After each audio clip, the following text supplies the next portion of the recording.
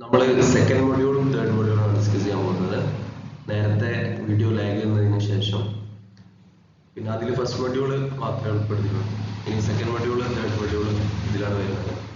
So chapter 5 your truth is the most powerful tool.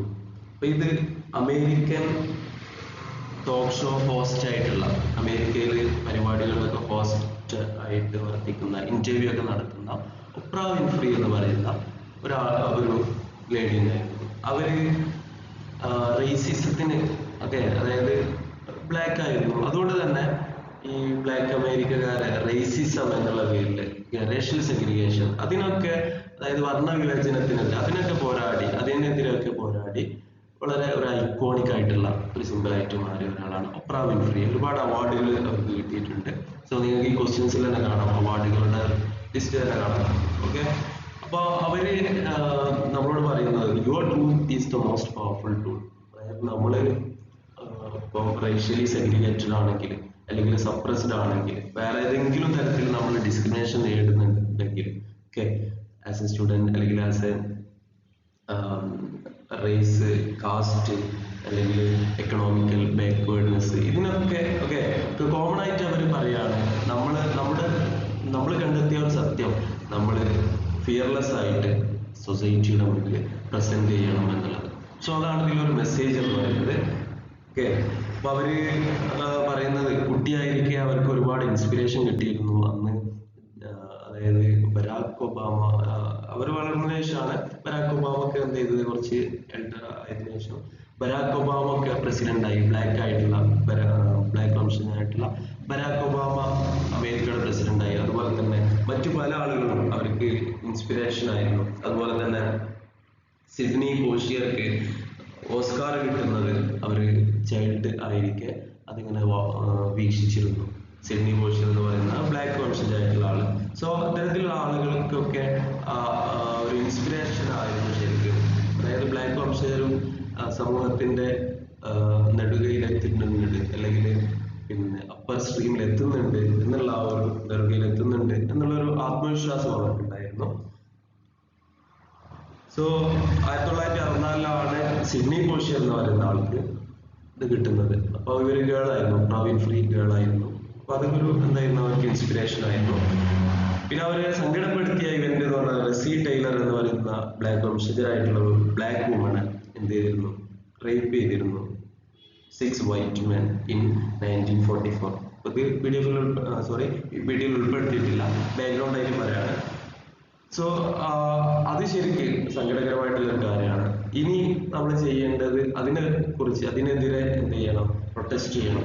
Me to movement, അതായത് നാളെ ഞാനും ആവാം എന്നുള്ള ഒരു രീതിയിൽ എല്ലാവരും ഇതിനു വേണ്ടി, ഇൻക്ലൂഡിങ് വൈറ്റ് ആൻഡ് ബ്ലാക്ക് ഒക്കെ, എല്ലാവരും എന്ത് ചെയ്യണം, എല്ലാ പീപ്പിളും ഒരുമിച്ച് നിൽക്കണം, സോളിഡാരിറ്റിയോട് നിൽക്കണം. റേസിസത്തിനെതിരെ, വർണ്ണവിവേചനത്തിനെതിരെ, ബ്ലാക്ക് എന്നോ വൈറ്റ് എന്നോ എന്നുള്ള വ്യത്യാസങ്ങൾ. സോ ഓക്കെ, അപ്പൊ ഇതില് മായ ഏഞ്ചലോ എന്ന് പറയുന്ന ഒരു കവി, പ്രശസ്തയായിട്ടുള്ള ഒരു കവിയുണ്ട് അമേരിക്കയിൽ, വളരെ ഫേമസ് ആയിട്ടുള്ള ഒരു കവിയാണ്. സോ അവരുടെ വാക്കുകളൊക്കെ ഇതില് പറയുന്നുണ്ട്. അവര് ധൈര്യം കൊടുക്കുന്നതും, അതായത് നമ്മുടെ ഈ ഒപ്രാ വിൻഫ്രി എന്ന് പറയുന്ന American talk show host interview ഒക്കെ നടത്തുന്ന, ഒരുപാട് അവാർഡുകൾ കിട്ടിയിട്ടുണ്ട്. അതായത് ഇന്റർവ്യൂകൾ നടത്തുകയും, ഇപ്പം ജോർജ് ബുഷിനെ പോലെ ഇന്റർവ്യൂ ചെയ്തു. അപ്പൊ അവർക്കെതിരെയൊക്കെ എന്തെങ്കിലും ക്രിറ്റിസിസം ഉണ്ടെങ്കിൽ വളരെ ഓപ്പൺ ആയിട്ട് പറയുന്ന ഒരു പ്രകൃതക്കാരായിരുന്നു ഒപ്രാ വിൻഫ്രി എന്ന് പറയുന്ന ആള്. സോ ഇതിലെ ക്വസ്റ്റ്യൻസ് നമുക്കൊന്ന് ഓടിച്ചു നോക്കാം. അപ്പൊ ഇതിൽ മീ ടു മൂവ്മെന്റ് ജസ്റ്റ് ഒന്ന് ഓർത്ത് നോക്കാം. First question, recall the name of the venue of 75th golden globes award gala. അവർക്ക് ഈ അവാർഡ് കിട്ടിയിട്ടുണ്ട്. അപ്പൊ അത് എവിടുന്നാണ് കിട്ടിയത്? ബെവർലി ഹിൽട്ടൺ എന്ന് പറഞ്ഞാൽ അവിടുത്തെ ഒരു ഹോട്ടലാണ്. ഓക്കെ, അവിടുത്തെ റൂമിൽ ആയിരുന്നു ചടങ്ങ് എന്ന് പറയുന്നത്. കാലിഫോർണിയ, അമേരിക്കയിലായിരുന്നു. പെട്ടെന്ന് വായിച്ചു പോവാം. Who introduced Oprah Winfrey?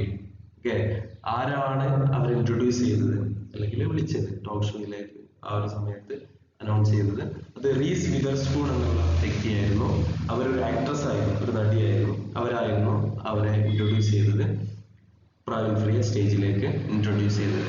Then third question, how does Witherspoon describe her experience spending hours in the makeup trailer daily with Oprah Winfrey? അപ്പോൾ വിതർസ്പൂൺ എന്ന് പറയുന്ന ആ ഒരു ആക്ട്രസിനെ ഇൻട്രൊഡ്യൂസ് ചെയ്ത ആക്ട്രസിന് ഒപ്രാ വിൻഫ്രിയെ കണ്ടപ്പോൾ ഭയങ്കര കോൺഫിഡൻസ് ഉണ്ടായിരുന്നു, പോസിറ്റിവിറ്റി ഉണ്ടായിരുന്നു. അവരെ കുറിച്ച് വിതർസ്പൂൺ പറഞ്ഞ ചില വാക്കുകളാണ്. എന്താണ്? അതായത് അവരെ കുറിച്ച് പറഞ്ഞത് ഒരു സ്പിരിച്വൽ റിട്രീറ്റ് പോലെ. ഓക്കെ, സ്പിരിച്വാലിറ്റി നമ്മൾ ആരാധനകൾക്ക് പോയാൽ പിന്നെ അവരെ കിട്ടുന്ന ഒരു ആശ്വാസമുണ്ട്. ഓക്കെ, ആരാധനാലയങ്ങൾ മറ്റുള്ള സ്ഥലങ്ങളിലേക്ക് പോകുമ്പോൾ. അപ്പോൾ അതുപോലെ തന്നെ വളരെ ഒരു ഹാപ്പിനെസ് കിട്ടിയിരുന്നു. വാട്ടൻ ബിസിനസ് സ്കൂളിലേക്ക് വിസിറ്റ് ചെയ്യുന്നത് പോലെ, അല്ലെങ്കിൽ നമ്മൾ ഏറ്റവും കൂടുതൽ ആശിക്കുന്ന ഒരു സ്ഥലത്തേക്ക് വിസിറ്റ് ചെയ്യുന്നത് പോലെ തോന്നി. മീൻസ് അത്രക്കും ഒരു ചങ്ങാത്തം തോന്നി, ഫ്രണ്ട്ലി ആയിട്ട് അവർ പെരുമാറി എന്നുള്ളതാണ്, സൗഹാർദ്ദമായിട്ട് പെരുമാറി. She learned everything from making English muffins to being a female body. Next, fourth question, discuss the importance of Sidney Poitier doing award in 1964. Cecil B. DeMille. അപ്പം ഈ അവാർഡ് തന്നെയാണ് ആര് കിട്ടിയത്? നമ്മുടെ ഈ ഒപ്രാ വിൻഫ്രിക്കും കിട്ടിയത്. അപ്പൊ അന്ന് അവർ ഒരു ഗേൾ ആയിരുന്നു. Showed a little black girl that a black man could be celebrated on stage. അതായത് ബ്ലാക്ക് പീപ്പിളിനും സ്റ്റേജിന്റെ മുൻവശത്ത് അല്ലെങ്കിൽ സ്റ്റേജിലേക്ക് കടന്നു വരാൻ കഴിയും, അല്ലെങ്കിൽ മുൻപന്തിയിൽ എത്താൻ കഴിയും എന്ന് ഇവർ കാണിച്ചു കൊടുത്തു. Open inspiration for our own future. What's meant by around Jim Crow? Okay, അപ്പൊ ജിം ക്രോന്റെ ആ ഒരു പീരീഡിൽ ഒരുപാട് റേഷ്യൽ സെഗ്രിഗേഷൻ, വർണ്ണവിവേചനം ഉണ്ടായിരുന്നു എന്ന് ഓർത്ത് വെക്കാം. ഓക്കെ, ആഫ്രിക്കൻ അമേരിക്കൻസ് ഒരുപാട് ദുരിതങ്ങൾ, മിസറീസ് കഷ്ടപ്പാടുകൾ, സഫറിങ്സ് ഒക്കെ നേരിട്ട ഒരു കാലഘട്ടമായിരുന്നു ശരിക്കും ജിം ക്രോ എറ എന്നറിയപ്പെടുന്നത്, കാലഘട്ടം എന്നറിയപ്പെടുന്നത്. അപ്പം എറ മീൻസ് കാലഘട്ടം.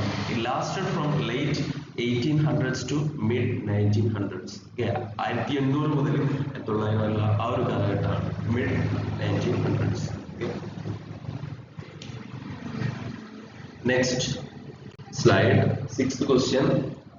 മായ ഏഞ്ചലോ നേരത്തെ പ്രതിപാദിച്ചു, അവരിൽ നിന്നും ഒപ്രാ വിൻഫ്രി പഠിച്ച ഒരു പാഠം. ഓക്കെ, അപ്പൊ അവര് പഠിച്ചൊരു പാഠം എന്നാണ് when people show you who they are, believe them first time. She admitted she often needed 29 times to learn it. 29 times to learn it. അപ്പോൾ അതായത് first impression is the best impression എന്ന് പറയില്ലേ? Okay, അതാണ് ഇവർ പറഞ്ഞത്.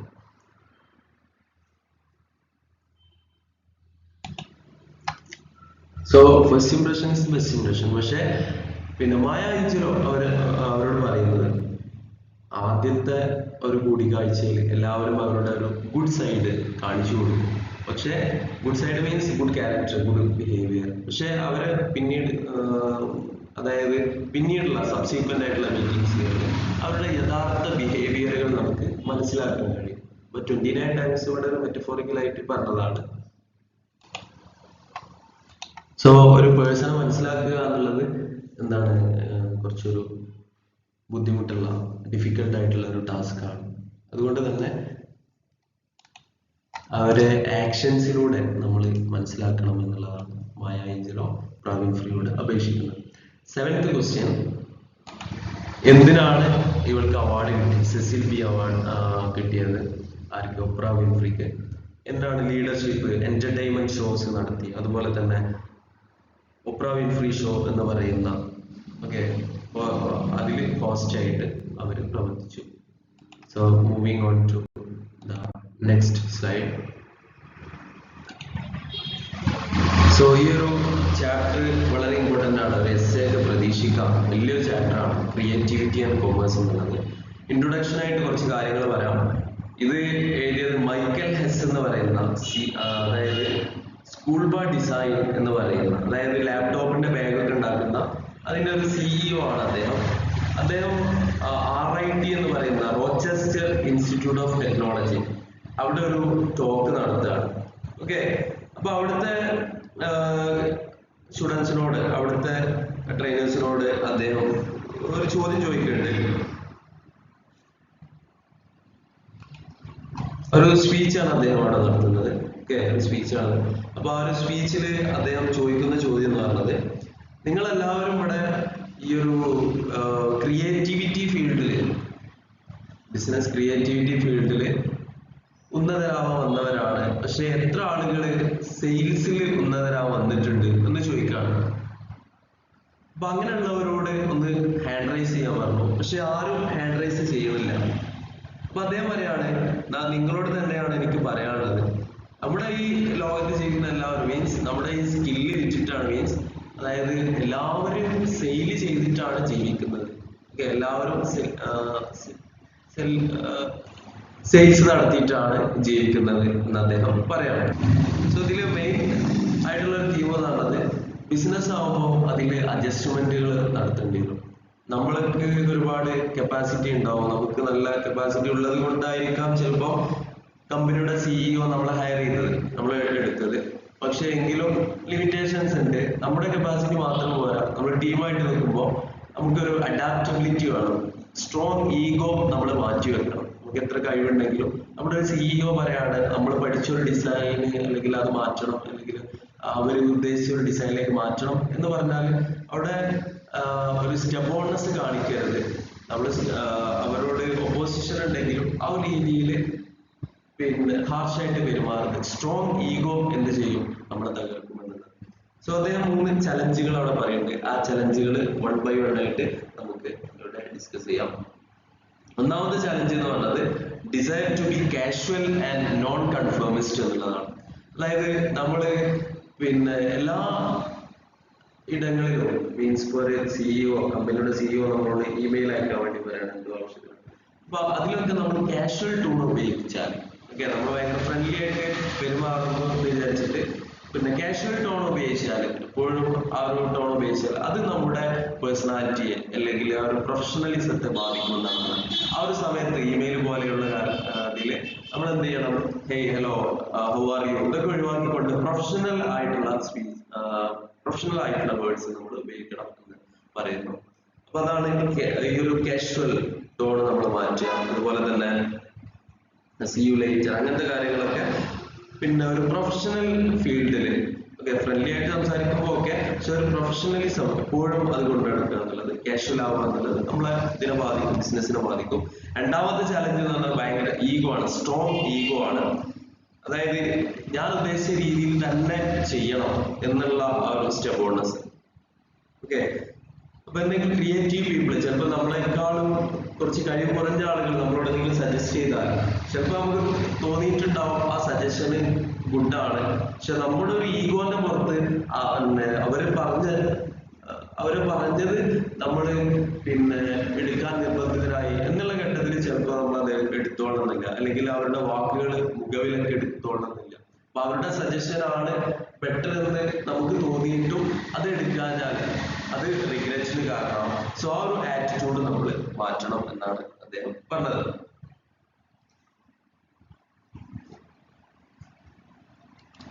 പിന്നെ എപ്പോഴും perfect is the enemy of good എന്ന് അദ്ദേഹം പറയുന്നുണ്ട്. ഓക്കെ, അതായത് നമ്മള് ഭയങ്കര പെർഫെക്റ്റ് ആയിട്ട് ഒരു കാര്യം ചെയ്യാന്ന് വിചാരിച്ചാൽ അത് നടക്കുന്നില്ല. നമ്മൾ എന്ത് ചെയ്യാം, നമ്മുടെ മാക്സിമം എബിലിറ്റി നമ്മൾ കീപ്പ് ചെയ്യാം. ആ ഒരു കമ്പനിയിൽ വേണ്ട കാര്യങ്ങളൊക്കെ നമ്മുടെ അസൈൻ ചെയ്ത ചില ടാസ്കുകൾ ഉണ്ടാവും. ആ ടാസ്കുകൾ മാത്രം ചെയ്യാതെ, ഫോർ എക്സാമ്പിൾ പിന്നെ അവിടെ വൃത്തികേടായിട്ട് കിടക്കുന്നുണ്ടെങ്കിൽ അത് എന്ത് ചെയ്യുക, ക്ലീൻ ആക്കുക.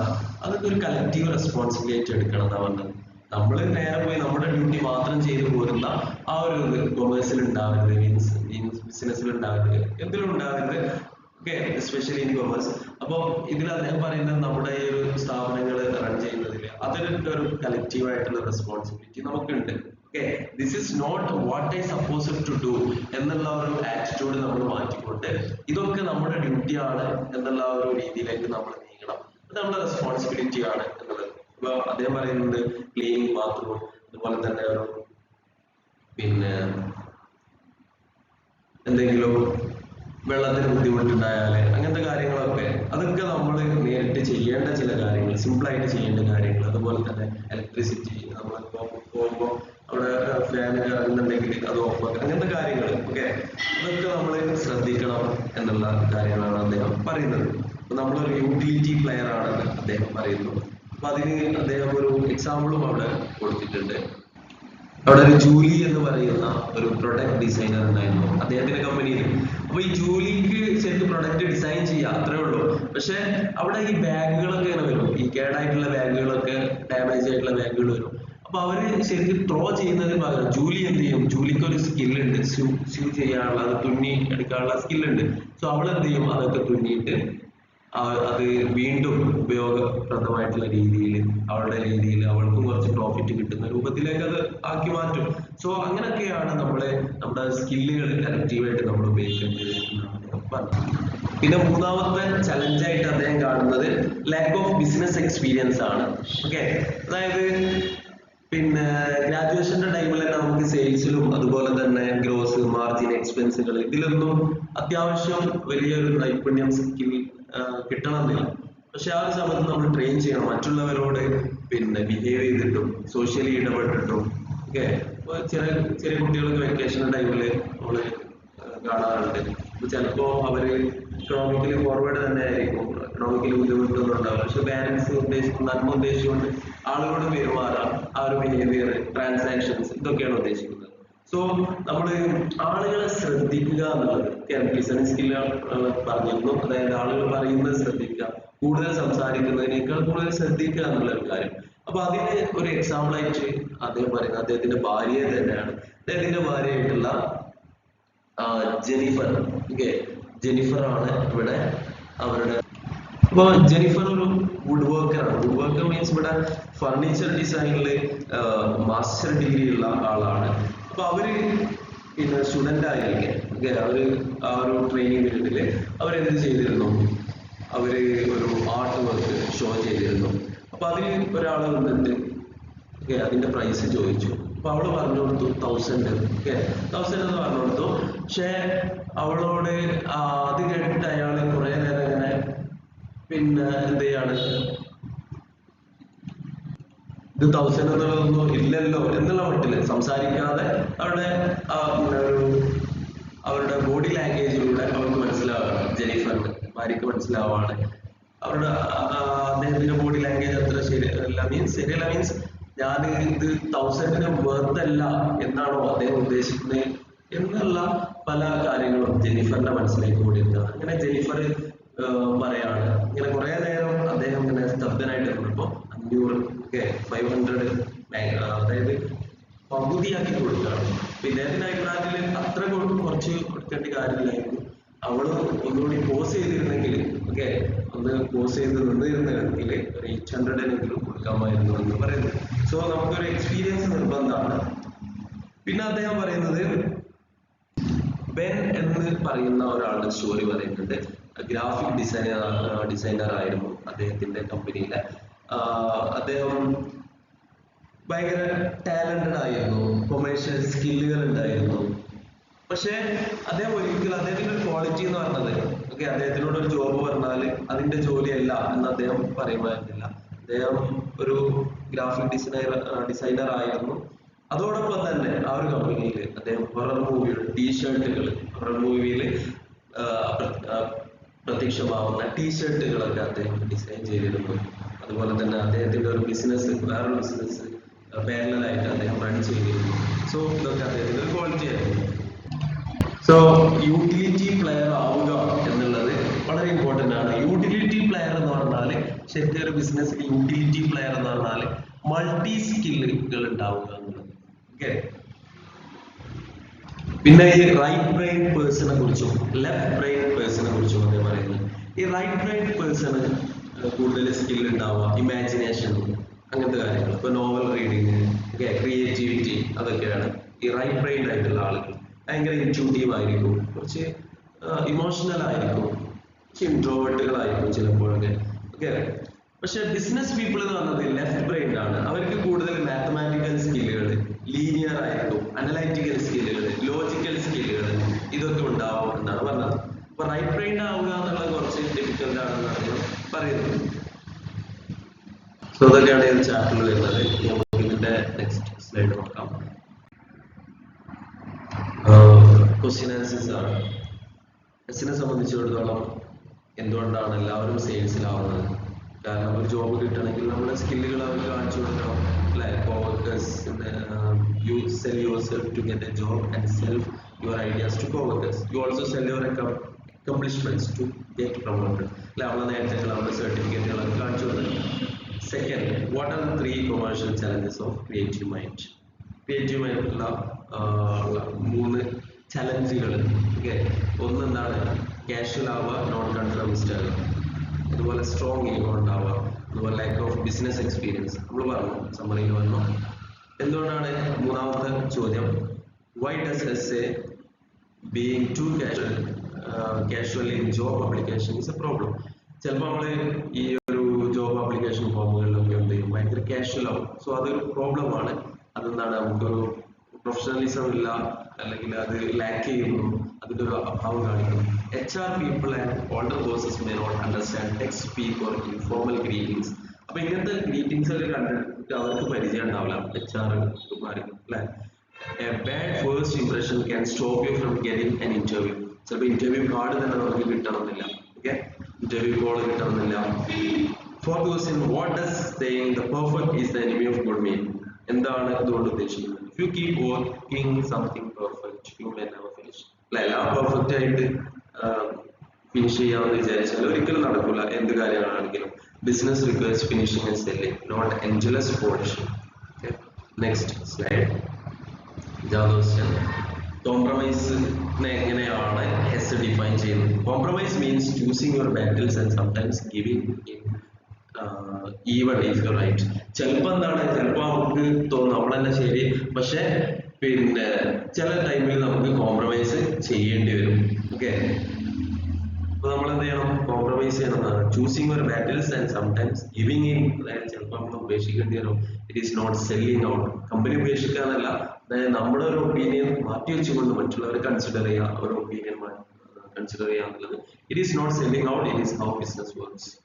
ഇനി 6th ക്വസ്റ്റ്യൻ, വാട്ട് ഈസ് അല്ലെ കോംപ്രമൈസ് പറയുമ്പോൾ നമ്മളിപ്പോ ഈ മാർക്കറ്റിംഗ് ടീമൊക്കെ ചിലപ്പോൾ കസ്റ്റമേഴ്സ് ചിലപ്പോൾ ബാഡ് ആയിട്ടുള്ള റിവ്യൂ ഒക്കെ പറഞ്ഞിട്ടെങ്കിലും അവിടെ ഒരു കോൺഫ്ലിക്റ്റ് ഇല്ലാതെ നോക്കുക എന്നുള്ളത് അവരുടെ വിജയത്തിന് കാരണമാണ്.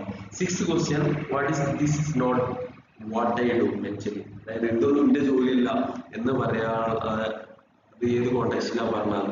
ഓക്കെ, അതായത് ക്രിയേറ്റീവ് ജോബിൽ എന്ത് ചെയ്യാം, നമ്മള് മൾട്ടി ടാസ്ക് ചെയ്യാൻ എന്തായാലും ചെയ്യേണ്ടി വരും. മീൻസ് നമുക്ക് പിന്നെ അപ്പോയിന്റ് ചെയ്തിട്ടില്ലാത്ത ജോബുകൾ, നേരത്തെ പറഞ്ഞില്ലേ നമ്മളെ ചുറ്റുപാടും ടൈഡി ആയിട്ട് കിടക്കാം. ഓക്കെ, ആ ഒരു സമയത്തൊക്കെ നമ്മൾ എന്ത് ചെയ്യാം, നമ്മൾ ഹെൽപ്പ് ചെയ്യാന്നുള്ളത് ഒരു ഡ്യൂട്ടി തന്നെയാണ്. This limits your value to the company. അപ്പൊ അങ്ങനെ നമ്മൾ ഹെൽപ്പ് ചെയ്താൽ നമ്മളെ വാല്യൂ കൂടും, ഓക്കെ, അല്ലെങ്കിൽ കുറഞ്ഞു പോകും. 7th question, how did Julie add value to scuba design? അപ്പൊ അവളുടെ സ്റ്റോറി പറഞ്ഞു, she fix return bags with her swimming skills instead of throwing them away. ചില ബാഗുകൾ ചെറിയ ചെറിയ ഡാമേജുകളുണ്ട്. അപ്പൊ ജൂലി എന്ത് ചെയ്തു, അതൊക്കെ ശരിയാക്കി കൊടുത്തു. അവൾക്ക് വേറെ ജോബ് ഉണ്ടായിരുന്നു, പക്ഷെ അവൾ എന്ത് ചെയ്തു, അവൾ എന്തെങ്കിലും ശ്രദ്ധിച്ചു. This saved money and made customers happy. 8th question, what happened to when his wife Jennifer sold her art work? നേരത്തെ നമ്മൾ പറഞ്ഞു, ഇനി പറയുന്നില്ല, നമ്മൾ ജസ്റ്റ് വായിച്ചു നോക്കാം. ജെനിഫർ ആരാണെന്ന് സമ്മറിയിൽ പറഞ്ഞു, അവൾ എന്താ ചെയ്തതെന്ന് പറഞ്ഞു.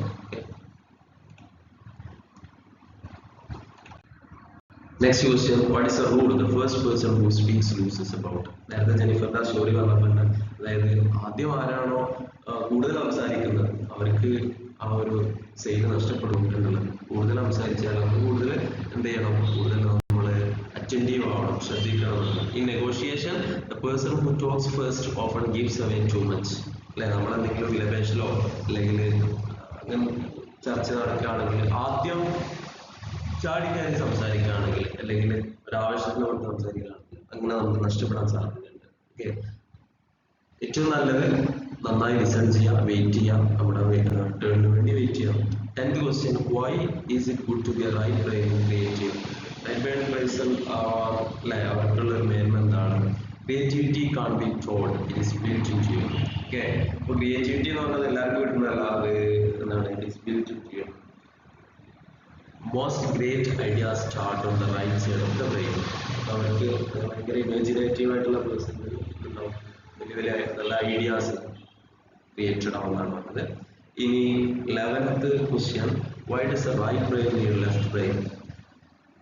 ഓക്കെ, രണ്ടും അത്യന്താപേക്ഷിതമാണ് എന്ന് പറയാൻ കാരണം നമുക്കറിയാം, ഒന്ന് അനലൈറ്റിക് സ്കില്ലാണ്, ഒന്ന് ഇമാജിനേറ്റീവ് സ്കില്ലാണ്. രണ്ടും കൂടി കൂടുമ്പോഴാണ് അടിപൊളിയാവും. Okay, 12th question. What did Ben do that made him successful? അപ്പം ബെന്ന് സക്സസ്ഫുൾ ആവാൻ കാരണം, ഓക്കെ, ബെൻ എന്ന് പറഞ്ഞ ഒരാളുടെ പേരാണ്. ഓക്കെ, ഈ ലേൺ ബിസിനസ് അല്ലെ, നമ്മൾ പറഞ്ഞു ബെന്ന് അദ്ദേഹത്തിന്റെ കമ്പനിയിലെ ഒരു ജീവനക്കാരനാണ്. അപ്പൊ അദ്ദേഹം ബോക്സുകൾ, ടൈപ്പിംഗ് ബോക്സുകൾ ഈ ഒരു ജോലി ചെയ്തു. അതുപോലെ തന്നെ സൈഡ് ബിസിനസ് ടീഷർട്ടുകൾ ഡിസൈൻ ചെയ്തു. ഓക്കെ, അപ്പോൾ പല ജോലികളും മൾട്ടി ടാസ്കിങ്